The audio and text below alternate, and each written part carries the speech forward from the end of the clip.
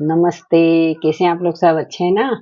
आज हम एक बहुत ही महत्वपूर्ण विषय जो है कारक, बहुत महत्वपूर्ण टॉपिक, इसके बारे में हम जानेंगे और समझेंगे। ठीक है, तो चलिए शुरू करते हैं। सबसे पहले तो हम ये देखेंगे कारक है क्या, इसकी परिभाषा क्या है।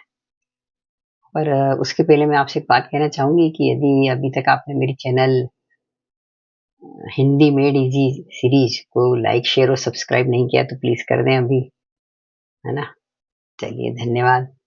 तो ये वाक्य देखिए आप। माँ बच्चों खाना बनाया और बच्चों बुलाया। बच्चे छत खेल रहे थे, वे दौड़कर छत नीचे आ गए। बड़े अटपटे और अजीब से, अधूरे से लग रहे हैं ना ये वाक्य। अब इन्हीं का ये रूप देखिए।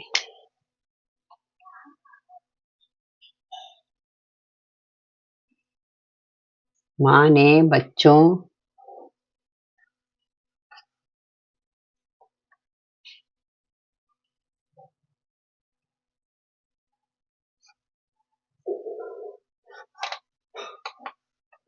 के लिए खाना बनाया और बच्चों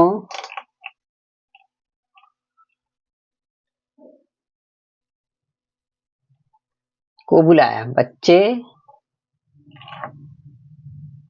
छत पर खेल रहे थे, वे दौड़कर छत से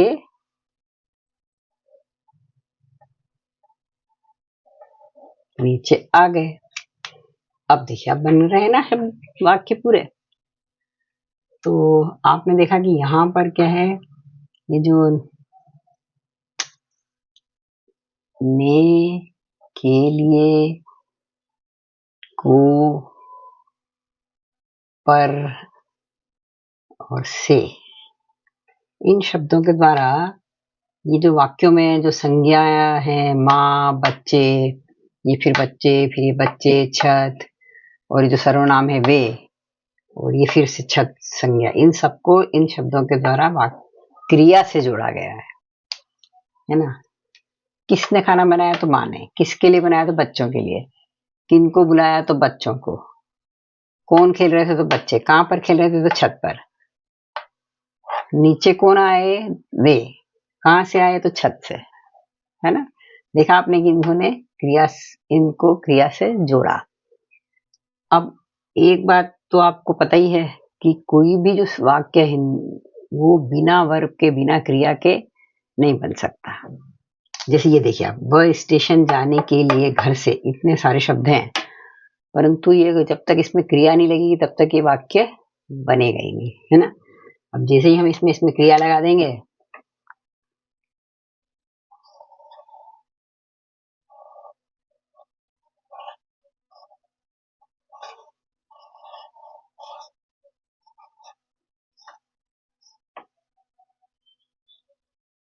तो ये आपका वाक्य पूरा बन गया। वह स्टेशन जाने के लिए घर से निकला, है ना।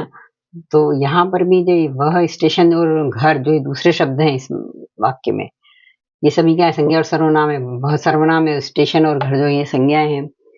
तो जाने के लिए और से शब्दों से हमें इनका क्रिया से संबंध पता चलता है। तो वाक्य में आने वाले संज्ञा और सर्वनामों के यही जो रूप हैं, जो उनका संबंध क्रिया से बताते हैं, यही कारक कहलाते हैं। तो इसमें कौन कौन से, इस वाक्य में कौन कौन से कारक हुए? कौन कौन से संज्ञा सर्वनाम का पता, क्या हमें क्रिया से संबंध पता चल रहा है? वह, स्टेशन और घर, तो ये सभी कारक हो गए। इसी तरह ऊपर के जो वाक्य हैं, इसमें कौन कौन से कारक होंगे? किनका किनका संबंध बताया इन्होंने? माँ का, ने माँ का संबंध बताया, ये के लिए ने बच्चों का बताया, यहाँ फिर को ने बच्चों का बताया, पर ने छत का बताया संबंध, और से ने फिर छत से का बताया संबंध क्रिया से।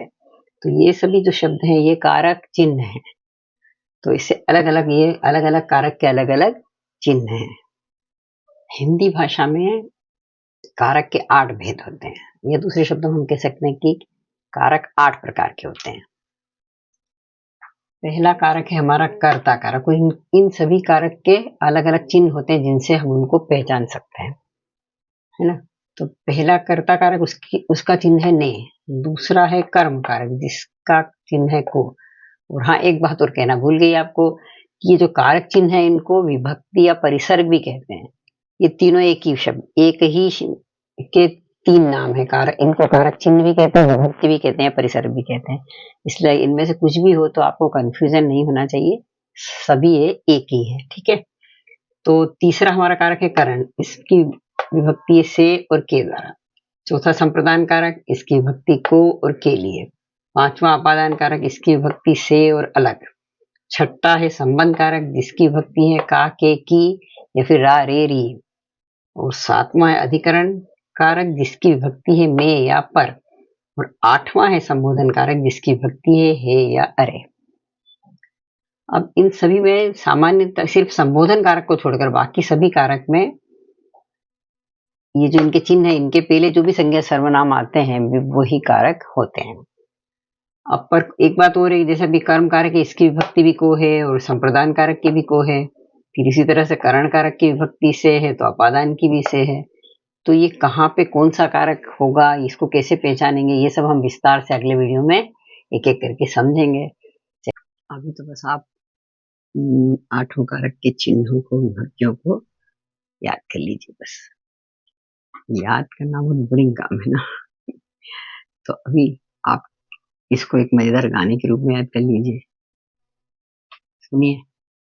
कर्ता ने कर्म को करण से के द्वारा, संप्रदान को के लिए अपादान से अलग, संबंध का के की रे री अधिकरण में पर, संबोधन हे अरे। बन गया ना मजेदार गाना। तो बस इसे याद कर लीजिए आप। अब अगले वीडियो में हम अलग अलग कारक, आठों प्रकार के कारक तो विस्तार से एक एक करके समझते हैं। तब तक के लिए नमस्ते, धन्यवाद, बाय।